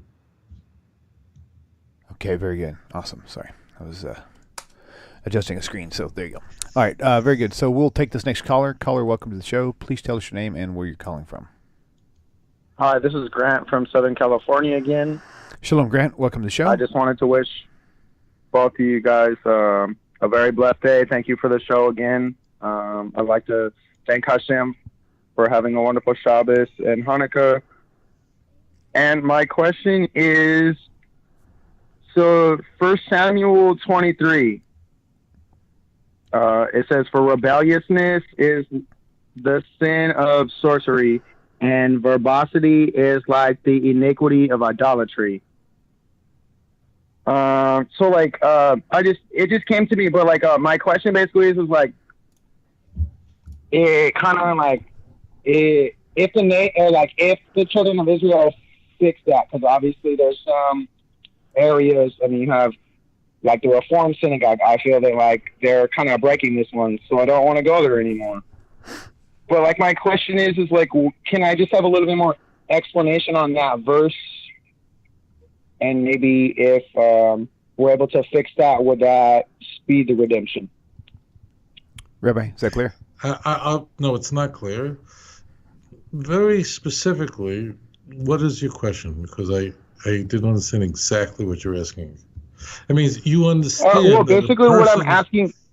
You understand that a like person's behavior and their attitude is very important. So, what are you asking that you don't know the answer to? I guess what I was asking is, okay, so when I go to, like, I went to a Hanukkah party at the synagogue that I have in my area, but I felt that there was a lot of like breaking of like the third and fourth commandment. So like, I don't really want to go back. Right. That's not a question. I'm asking like, is this verse is like what stuck out in my heart of like one of the reasons that basically, you know, because when I was in a, you know, like a previous life, I used, you know, like before I found Hashem, you know, like I did witchcraft and stuff. So like I kind of noticed when other people are doing it, but they don't notice they're doing it. And I was just like, just wanted to know if you had any like extra information or maybe what the Mishnah or the Talmud says about this particular verse. Let me just say this to you. I apologize.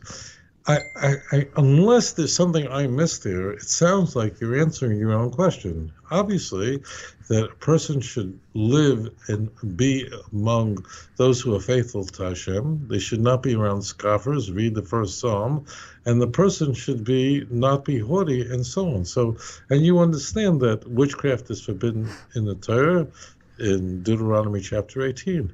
And I will give you a blessing, my friend, that Hashem should watch over you and guide you, so that you should come to be blessed by the God of Abraham, Isaac, and Jacob, and he should bless you in all of your ways. And thank you very much for coming to the show. Okay, awesome.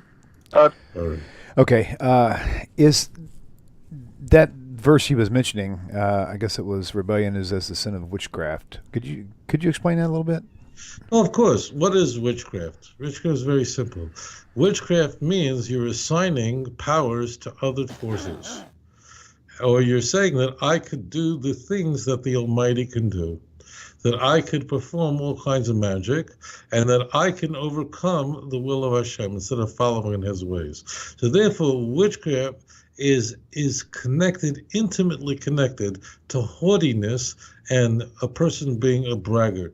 And not only that, it's also connected to people, kol hakoyes, whoever becomes angry, kilu avoid avodah zarah, as if that person worships idolatry. Question is saying, I'm important, I'm the center, I can do it, I can overcome the Almighty, blessed be his name. And the answer is that these kinds of character traits you see it on television, these people but whatever, you see these guys talk, come, I have powers, I have control. You see these preachers running around, I have like this, and I'm not going to mention them with the fancy hairdos and the $5,000 suits running around, touching people, they're jumping off stages. And you look at these guys. Look what kind of suits they're wearing. So they're engaging in idolatry. They're drawing all the attention to themselves, these fancy guys on television.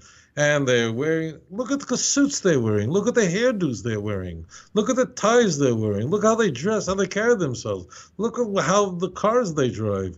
Look at them. They're arrogant. They walk around. I think it's all a fake.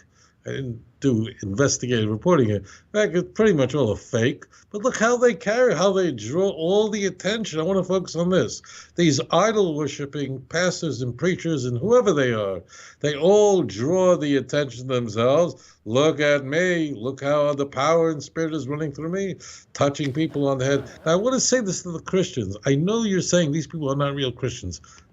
Granted, okay? I don't want to mischaracterize Christians. I think the vast majority are embarrassed by the behavior of these television preachers. Okay, so I don't want to in any way have Christians say.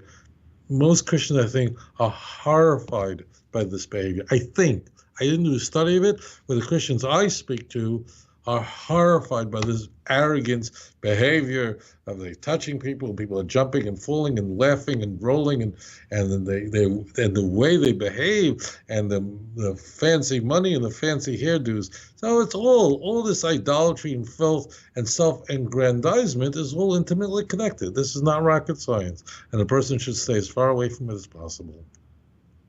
Okay, very good. Okay.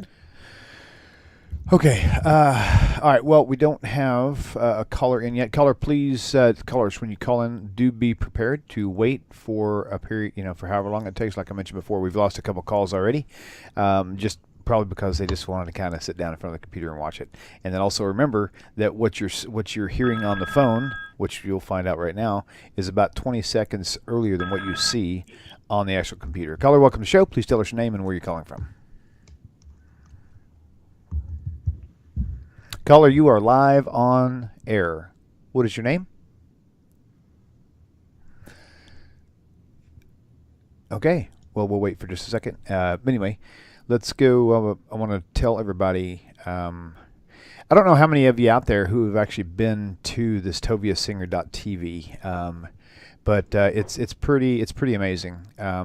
Everything that he's got, that Rabbi's got available online, you'll be able to see there. The 2-volume book set. I don't know if you've got a button there on that website, Rabbi, or not. But do you have on that toviasinger.tv? Do you have a link there for your books also, or is it just do they have to go to Amazon? Oh, you do. Okay, good. So the 2-volume book set, Let's Get Biblical. I like calling it Q&A because that's what we do. Is available right now at Amazon. If you don't have it, there was somebody on YouTube earlier said they need to get a set of those books. Just look for it on Amazon. Is that the best place to go through? Is Amazon, or should they go through your website? I'll tell you like this. Come to outreachjudaism.org. Okay. You'll find many audio programs to download. No charge, is free of charge. And many articles that are there for you.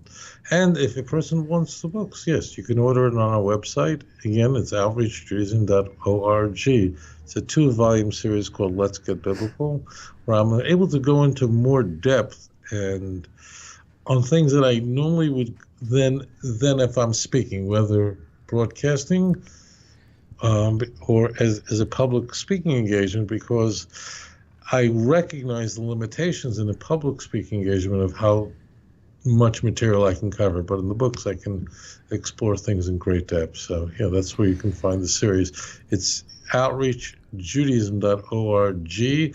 And also another thing is if you do subscribe so you receive our newsletters, only because if you want to know when I'm speaking in your area or so on, or when there's something interesting coming up, you'll be notified in email. And also I'll come knocking on your door. I made that last part up. I'll come, hello, how are you? I need a big donation. I'm kidding. I'm not going to do that.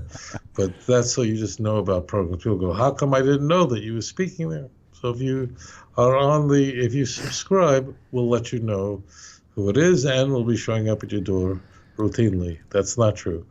Anyways, I look forward to it. That's funny. And at the website also, you'll find audio downloads that is called free audio that will actually go along with the 2-volume book set. So if you haven't done that yet, you need to. It's different information, not the same. It's not what's in the book isn't what is actually on the audio. It's just it kind of goes hand in hand with each other. So like I said, if you don't have that, you really are missing out. You should probably go ahead and go online and get that as soon as you can. So, all right, Rabbi, we'll go ahead and take this next caller. Caller, let's see if he's actually at the phone now. Caller, can you hear us? Nope. Okay. Yeah. Oh, yeah, very good. I almost hung up on you. What's your name? Where are you calling from? It's just garbled, so it's hard to hear. Okay. I have a question, and my question, thank you all for doing this show. And Certainly. I'm here. Can you hear me? I sure can, loud and clear. Great. Okay, I am in Numbers 22, and I'm talking about Balaam. Okay. And he was put in employment by Balak, the king of the Moabites. And when they went to find him, these people from Balak, they were looking for someone in Midian. So my question is, Midian pops up in my mind as someone or a place that was something with Moses. His father-in-law was from Midian. Okay, and my question is this. This guy was put in employment to first the children of Israel, and then God spoke to him. And was this his conversion? That's my question. Did he convert at that time? I mean, God spoke to this man who was going to be a diviner and do bad things, put curses. So I just wanted some clarification on this particular subject, his conversion, or is this just a little clip in history of something that was happening? Just give me some information about this part. That's a great question. I've never actually thought about that. Did Balaam convert after that God experience, man? If it was, you would think he would have. Rabbi, go ahead and take this away. That's a great question. Okay, thank you for your call. Thank you. Sure. So, Okay. Thank you. So Balaam was a Navi long before that. But Bilam was a rasha. He was a very wicked person. And of course, he had free will in his life, but ultimately, Bilam was arrogant. Bilam was after money. In fact, he would hint it. He would go, even if you give me a whole house of gold and silver, it wouldn't change anything. And Bilam's going, wink, wink. That's how you're going to try to get anything out of me, is to send over money. So Bilam was an unredeemed individual. Now, Bilam was no idiot. He was a very smart guy. So Bilam understood very well that if Hashem doesn't curse, then he can't curse. He's unable to do that. But he certainly, even though he understood the parameters of what was possible and impossible, he knew he had a big customer in Balak, and he knew that he could possibly exploit from Balak. He could possibly get from Balak what he wanted, and he could get money from him and get fame from him. But ultimately, he informed Balak, full disclosure, that it was not possible to curse what God hasn't cursed, even if he gave me loads and loads of money. So Bilam was unredeemed, and he was Bilam HaRasha. He was a prophet, and a prophet means that he was able to not to speak to God, but God was able to speak to him. But nevertheless, although he had this knowledge, although he had this ability, he was a failure of a person. Now, when he finally came upon the tents of Jacob, when he finally came upon the Machne Yisrael, he opened his mouth, and actually very nice things came out. He said, how wonderful are your tents of Jacob, Matoifu Alecha Yaakov. He said very wonderful things about the Jewish people. And if you'll notice also what Bilam didn't do, which typically other righteous prophets did, is he didn't criticize the Jews. And that was really the role of a prophet. A prophet was there to not say nice things about the Jews, but to actually criticize the Jews in order to make them better. Bilam had no interest in it. Bilam was self-centered. His interest was upon himself, and Bilam was a complete failure. I guess that's simple enough. Great. Okay, awesome. All right, so we'll take on this next caller. Caller, welcome to the show. Please tell us your name, where you're calling from. Hi, Rabbi and Will. This is Steve from Brooklyn. How are you? Hey, Steve. Roft.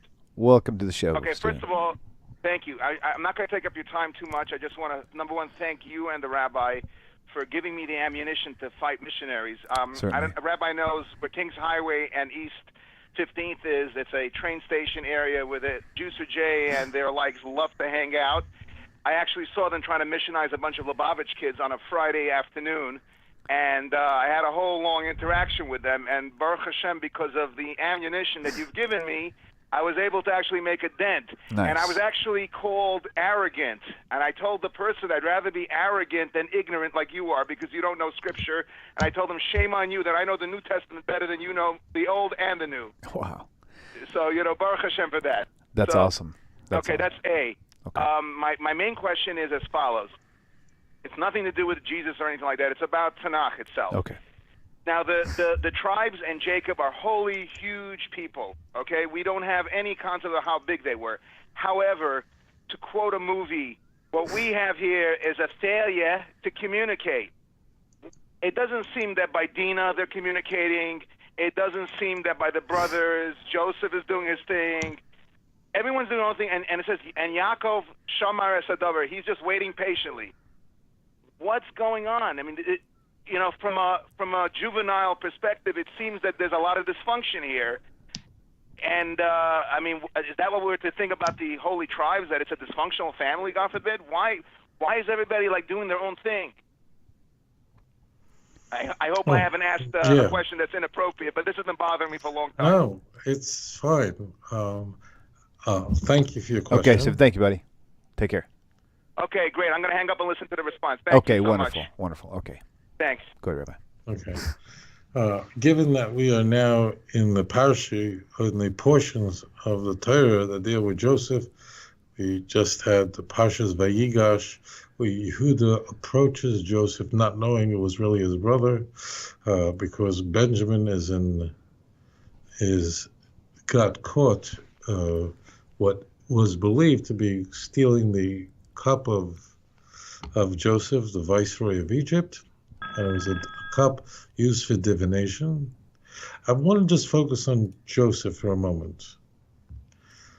Let's focus on Joseph because it can't focus on everybody, but everybody is developing in the book of Genesis who is chosen. Now, what the book of Genesis essentially is devoted to is forging the nation of Israel, Klal Yisrael, who would be an appropriate member of the family who would carry on the message, and who would be able to carry on that message, and who could not. Esau is out, Jacob is in. Very, very simple. But these are all human beings. These are not people who are not human, because what's the big deal? Each of them are going through very difficult times. We'll talk about Joseph for a moment. So Joseph was in an unenviable situation. Let's think about him. Joseph was sent. When did Joseph get into trouble as far as Joseph is concerned? What I'm going to do is I just want to focus on Joseph for a moment, and I'm not going to focus on others because I can do 3 weeks of speaking on this topic. I'll just speak about Joseph a moment. Joseph, if you recall, when is the last conversation? Where do we find the last conversation that Joseph has with his father before he finds himself in an unenviable situation and ultimately sold and taken down to Egypt and sold into slavery? If you roll it back, you have to do this. It's very important. You have to look at the context. You got to read through the book of Genesis very carefully, because the book of Genesis really is the DNA of the history of the world, of Jewish history, the role of the Jewish people. Joseph's last conversation with his father was rather unpleasant. Joseph was beloved by his father, but in the last conversation, Joseph relates over a dream in which he saw the stars, the sun and the moon, and then everyone would bow down to him. And his father was enraged by this second dream, and he asked him, do you really think that mother, they're going to bow down to you? And that's the end. The very next conversation Joseph has with his father really was a monologue, and that is his father says to him, go into Shechem and go and seek your brothers there. Find out their situation. So Joseph, of course, followed his father's decree. As it turns out, his brothers get him. They want to kill him because they determine that he's a bad child. And they ultimately throw him into a pit. Very bad situation. And what I'd like to do is, instead of going through all the copious details that we find in the Torah, I'd like to do something with you that maybe no one's ever done before. I'd like to ask you, what do you think Joseph was thinking at the time? Most people will be wondering, how could the brothers do that to their younger brother? What were they thinking? What exactly were they jealous? Were they deeming him to be? But what most people don't do, because we didn't do it as kids, is say, well, what's going through Joseph's mind? So I'd like to do that with you in the brief time that we have together. I mean, Joseph is in the pit. He's a young man. His brothers take him and they throw him in the pit with the intention of either killing him or being sold. What is going through Joseph's mind? Meaning, his question is obvious, how did this ever happen to me?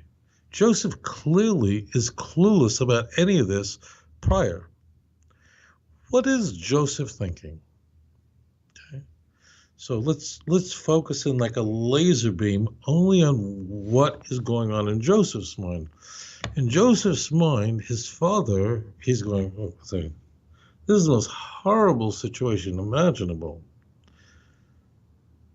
My father sent me where? Most people don't pay attention to this. My father was really angry at me because of the second dream that I had.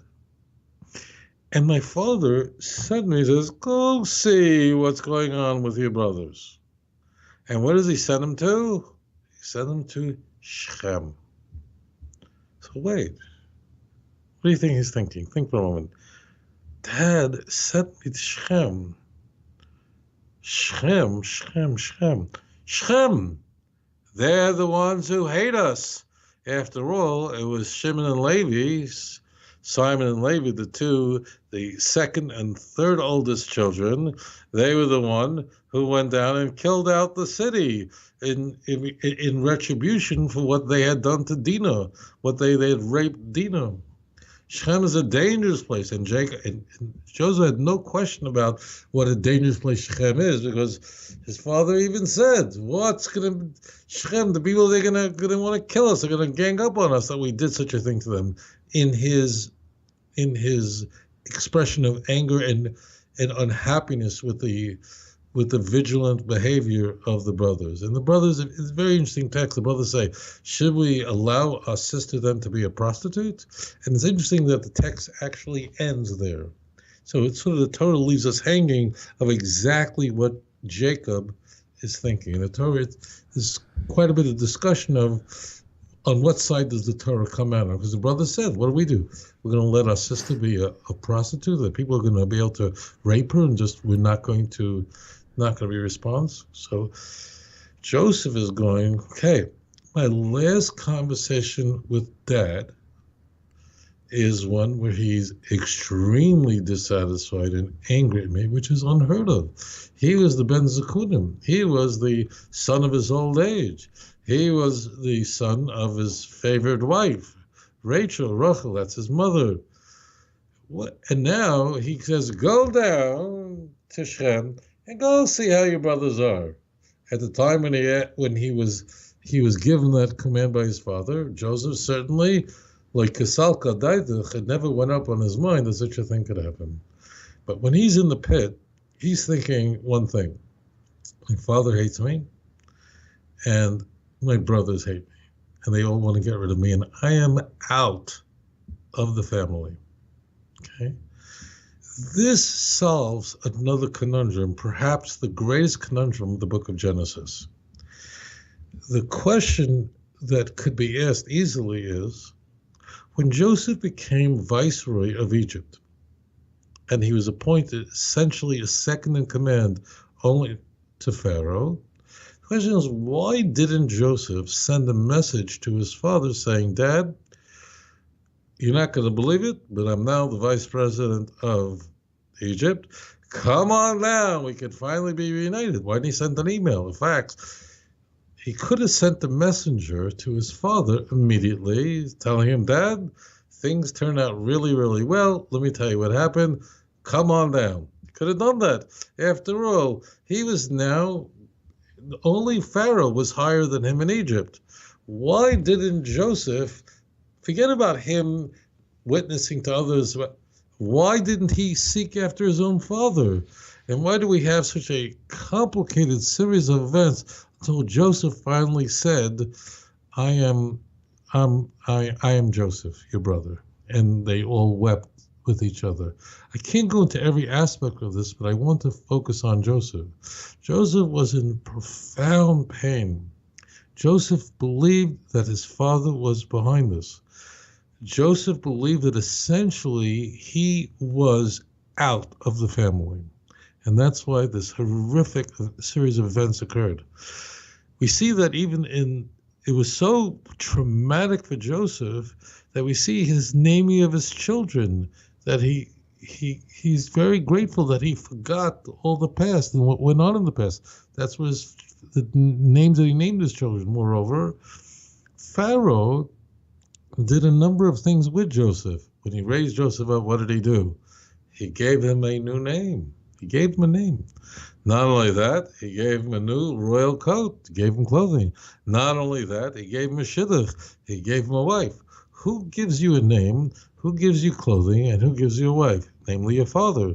What's actually happening is that Pharaoh is becoming a stand-in father for Joseph. It is for this reason, incidentally, that Joseph later on is going to be very worried when finally, I'm not going to go through all of it, when finally Joseph is going to introduce Jacob to Pharaoh, it's going to be a very tense situation.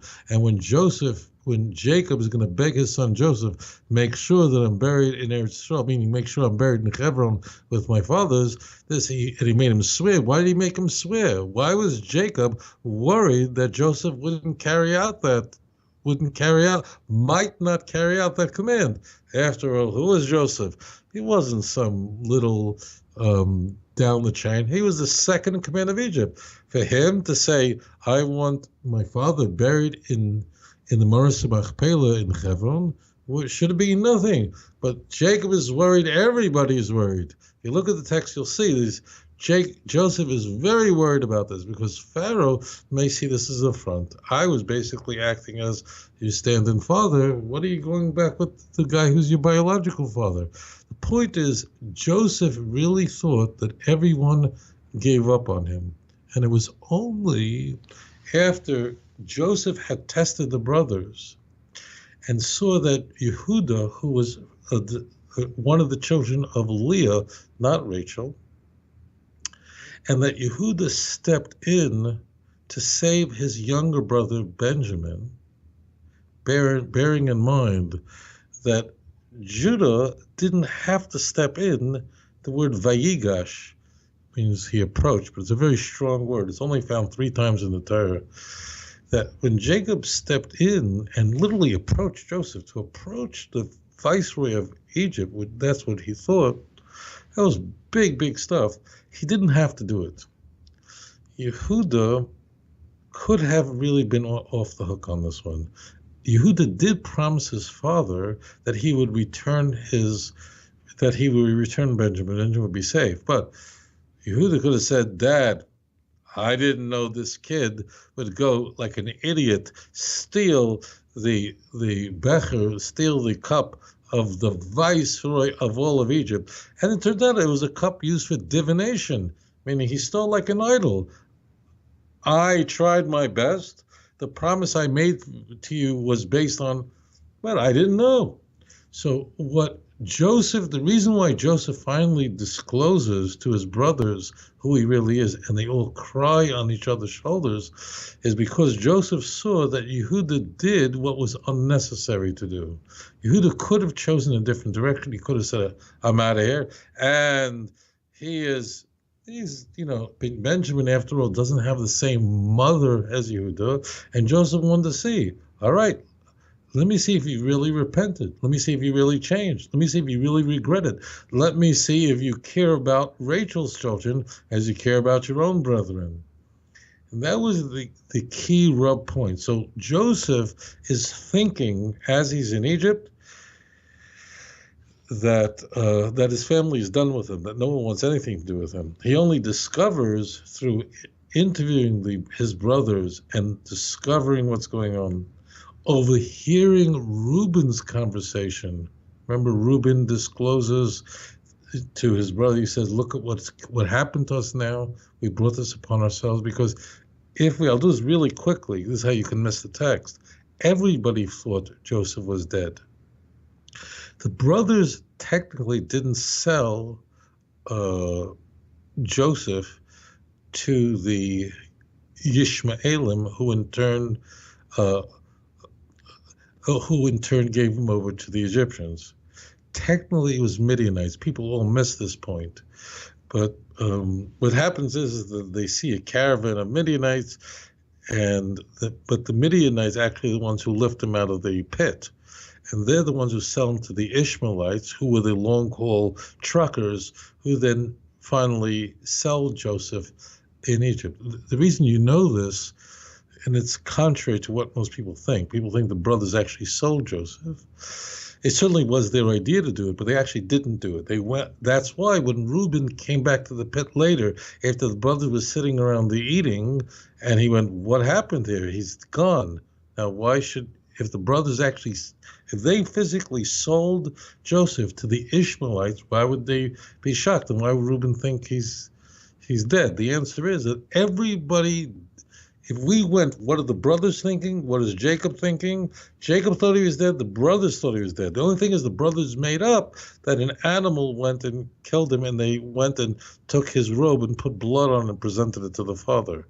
So, but what people don't ask is, what is Joseph thinking? Joseph thinking he's gone. Joseph's thing is, it's over. Joseph's thing is, I have to start life over again. That's why, my friends, if you examine these chapters that we are, like Pasha, this whole area, you're going to find a lot of crying. A lot of crying. You're going to find Joseph crying on the shoulders of his brothers, and in turn the brothers crying with Joseph. You're going to find crying on that Jacob is crying when encountering Joseph and so on. There's a lot of crying going on. The question is, what is all this crying? So, of course, these are very gripping records of our history. But when adults cry, why do adults cry? Children cry because that's how they communicate that they're unhappy. But adults cry because feelings that have been repressed finally come out. Thoughts that have been, adults are very capable of repressing painful feelings in order to go on and not feel trauma. But sometimes those feelings come out in all kinds of events that will trigger them. I'm sure if you're watching this show, it may have happened to you that you were driving and maybe you're on the highway just going along and you start thinking about something that you hadn't thought about in a long time. You just start to cry at a stop sign. Adults cry because it's sort of feelings that have been bottled up just start gushing uncontrollably. That gushing causes adults to cry. And that's what's going on with Joseph. So Joseph very much thinks not only that he's inadequate to carry out these mandates that you described, but Joseph certainly thinks he's out of the family, and his father wanted nothing to do with him, and his father really was behind his being expelled from the family. And it was only later, as Joseph is doing all these things with the children and then having them bring Benjamin to see what is their really mindset and if they regret the events of the past. And only when he draws that conclusion that Judah was willing to stand up for his brother Binyamin, then he was sure that all was well. And there was this tremendous resolution which came with enormous weeping. And in fact, because Yehuda went and risked everything, remember, in Yehuda's mind, he wasn't talking to his brother. As far as Judah was concerned, he wasn't even risking life. It was an act of suicide for him to step in to Joseph, thinking, if you're the viceroy of Egypt and you go and approach him, you have your head chopped off in a second. And it's for that reason, because Yehuda showed his incredible leadership after going through tough times. Remember, earlier on in the book of Genesis, after Yehuda thought that Joseph was gone, Vayered Yehuda went down. He married a woman of Canaan. What is he doing marrying a girl from Canaan?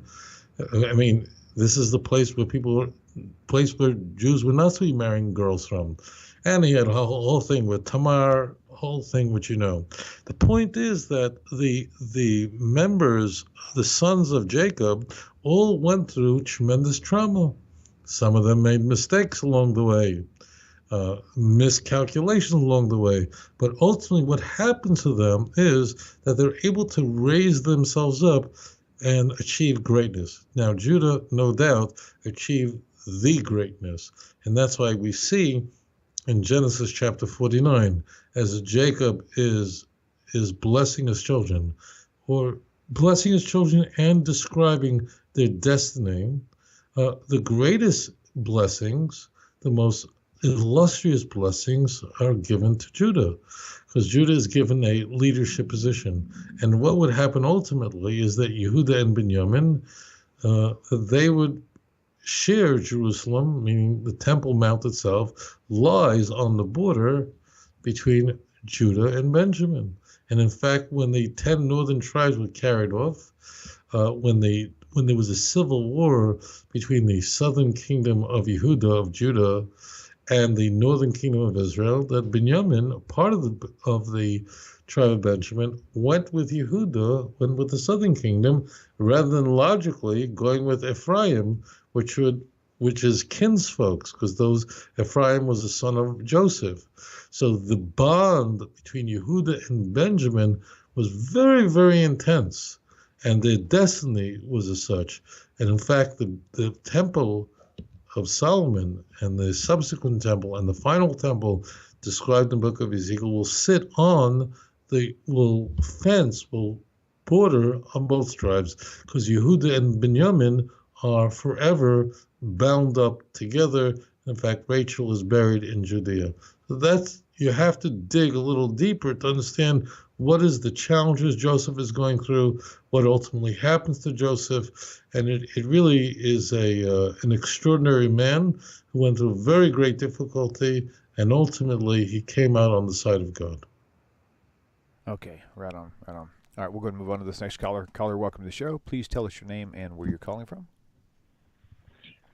Hey, William, and hey, Rabbi. This is Brian from Maryland. Hey, shalom, Brian. Welcome to the show. Okay. My question today is from Ezekiel 37, verse 24, and it talks about David the servant, and then it also talks about they will have one shepherd at that time. And so my question is, does this show us that the Messiah and the high priest are two different people? And because I kind of looked at Ezekiel 34, and I think it was in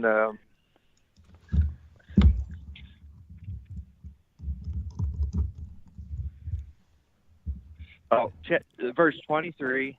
Okay, Ezekiel 34. It talks 23. about that the shepherd, which would be the high priest, that the servant David is being fed by the shepherd. So that's my question. Don't hang up just yet. Let's. I'm not. I was really following you well until that last part where I think I may have. All right. So let's. All right. I'll just clear this up. Okay. Are you so, Rabbi? We should disconnect with the caller. Yeah, I think so. Okay. Thanks for calling in, and just listening for your answer. Okay. Okay. Thanks, guys. Thank you. Bye-bye. Okay. Okay. Cool. In Ezekiel, the end of Ezekiel, we find the most ecstatic messianic prophecies and detailed prophecies of the messianic age, and we have a few references to Mashiach himself. At the end of Ezekiel, I believe the Messiah is called the Prince, I think more than 20 times. Going back, Ezekiel 37, verse 24 is very, very famous.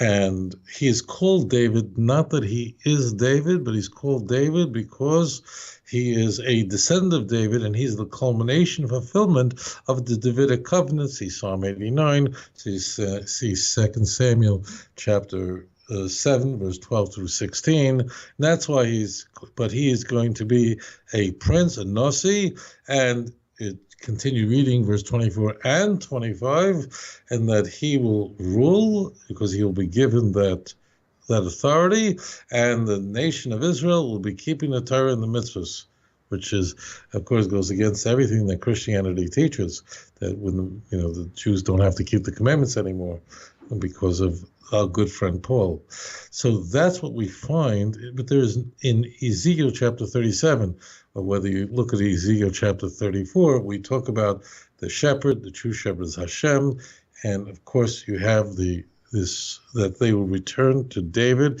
which means that the Jewish people will be loyal all to the kingdom of David, and it will be unlike what happened in the past with the kingdom of Yehuda, with Judah, and the rest of the nation was split apart. And that's what is in plain sight in Ezekiel chapter 37. It's not an accident that prior to Ezekiel 37, verse 24, if we walk back the chapter just a few passages earlier, God commands Ezekiel to take 2 sticks, and one of them he's to write on it Yehuda, Judah, and his companions. The other is Ephraim and his companions, and he's to take the 2 sticks and place them in his hand. You have 2 sticks in his hand, close his hand, and they become one. He's not doing magic tricks. He's showing that all the tribe will finally be united together, and they will be under the rulership of Malchus David, the kingdom of David, and they'll keep the Torah and they'll keep the commandments. The high priest is someone completely different. The high priest, of course, will be on the same page as the Mashiach, and he'll be restored. And in fact, we're told very clearly that there'll be in the Messianic age, there'll be both a king and there'll be a priest.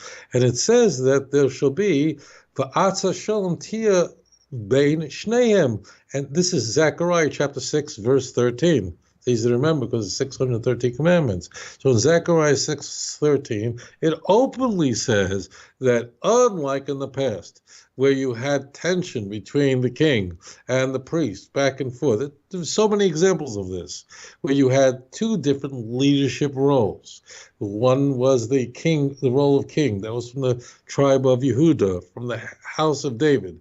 And you had another role of leadership, and that's from the tribe of Levi, and specifically the descendants of Aaron. And the leader of the priest was the high priest. And although there were tension in the past, we are told very clearly that there's going to finally, in this final stage of redemption, there's going to be peace and coordination between the 2 of them. V'atza shalom tia bein shneim. There will be peace and cooperation between both of them. Now, if we are going to follow Hebrews 7, all the stuff that the Messiah is the priest, which is silly, so all these texts don't make any sense. So there's nothing in Ezekiel 37 or any of the chapters that follow tell us the priest is going to be the Messiah. In fact, it's just the opposite. You'll see if you continue. So Ezekiel 38 and 39 essentially are describing the final war of Milchemes Gog uMagog, the war over Jerusalem, where nations will come to attack the Holy Land and they will be destroyed. And then from 40 until 48, those 9 chapters are all messianic. 41 through 48, 47 are the description of the building of the final temple in Yerushalayim. And what do we find there? We find that in the final temple there's going to be a priesthood, and in fact the most prominent priests are going to be from the family of Tzadok, and Tzadok was a family of priests that were loyal to Solomon, and therefore they're going to be preserved. So we see a very distinct separation of duties between the prince, who's extremely prominent throughout the end of the book of Ezekiel, that's the Mashiach, and the priests, the Kohanim, who would work in conjunction with the Mashiach, or with the prince. And we find that interaction throughout the end. So they're not the same, they're totally different. A person who is a Kohen, like myself, that means that person is a descendant, ben acher ben, son after son, father after father, directly from from Aaron, the brother of Moses of blessed memory. And the Davidic king is the descendant of King David, ben acher ben, son after son. And it's not just David, but also Shlomo HaMelech, who would build a house for God. See 2 Samuel chapter 7, verse 12 through 16. So it can't be the same person. Now, Christianity is going to run into huge problems. I don't even know what word to call it, because when the church will develop the notion that Jesus was born of a virgin, which is a later development, but is reflected in the canon. Specifically, the only two books in the Christian Bible which identify Jesus as born of a virgin is Matthew and Luke. But the moment Matthew and Luke introduce this idea that the Messiah is to be born of a virgin, they create for themselves an inescapable and an existential problem. And that is, if Jesus was born of a virgin, he could not be from the house of David because he didn't have a human Jewish father through whom to trace his genealogy. In adoption, they say Joseph adopted him. It's nonsense. God didn't give him for adoption, and adoption doesn't convey a person's tribe identity. So the bottom line is that the virgin birth claim of Christianity sabotages Christianity's central core claim that Jesus was the Messiah, and in fact the Mashiach, who was a Davidic king, and the priest, who was a descendant of Aaron, are two entirely different things. You cannot be a Davidic king and a priest of Aaron and be the same person. Now, there's other types of priesthoods in Tanakh, so be very, very careful, because the word Kohen comes from the word lechahen, which means to govern or to hold office. So the other kind of priesthoods, there was the priesthood of Melchizedek. That's a different kind of priesthood. That means the person who would be in charge of conveying the light that comes from the earliest prophets. You can have even priests who are wicked priests, like Kayane Midjan. These are Jethro was a Kohen Midjan. Doesn't mean he was a descendant of Aaron. That's crazy. You have Kayane Baal. You have priests of Baal who are idol worshiping priests. So be very careful about the context of when the word Kohen is used.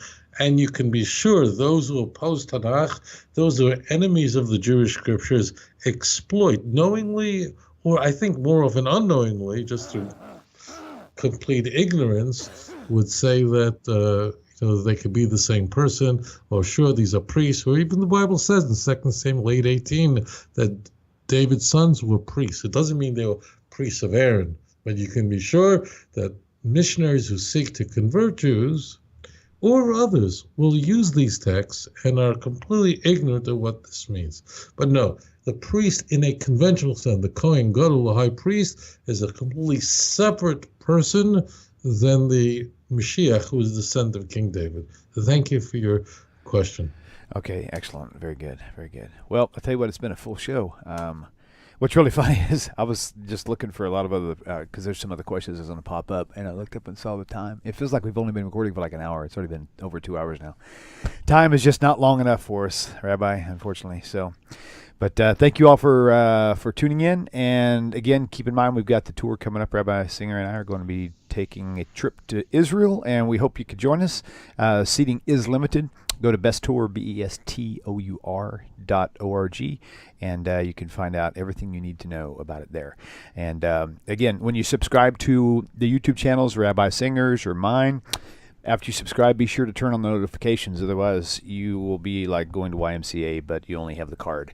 If you want to get the exercise, you got to click the notifications and turn it on. So, and a lot of appreciate all you guys' help out there. I go without mentioning this a lot, but there's been some donations coming in to help me with the building fund, and I just want to say thank you guys. It's going to come in super handy.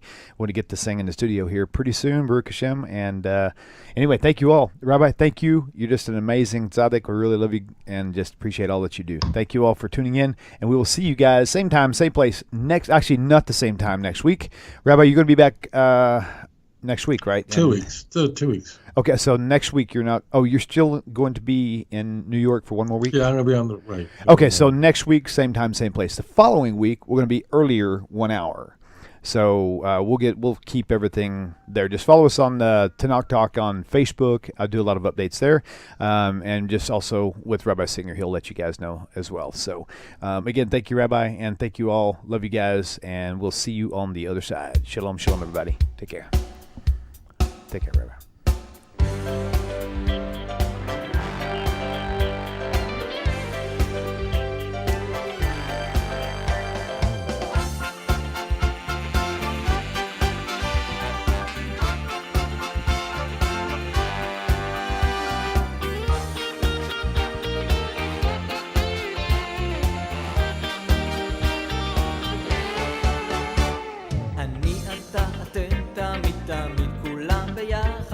חשוב מכל חשוב והכרחי להיות ביחד.